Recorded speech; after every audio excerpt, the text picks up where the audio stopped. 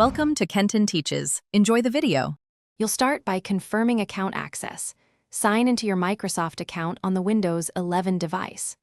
Once done, open Settings, go to System then About, and note the device name and ID so you can match keys later. Make sure to check OneDrive or any work/school account where recovery keys are often stored, and look for printed or saved backups. These immediate steps set the stage for retrieving the BitLocker recovery key quickly and avoid unnecessary delays when proceeding. Next, go to Account, Microsoft.com/devices and sign in with the same Microsoft account. Your BitLocker recovery key is often listed under the locked device. If the PC belongs to work or school, use the organization's Azure AD, Intune, or Active Directory tools to locate keys.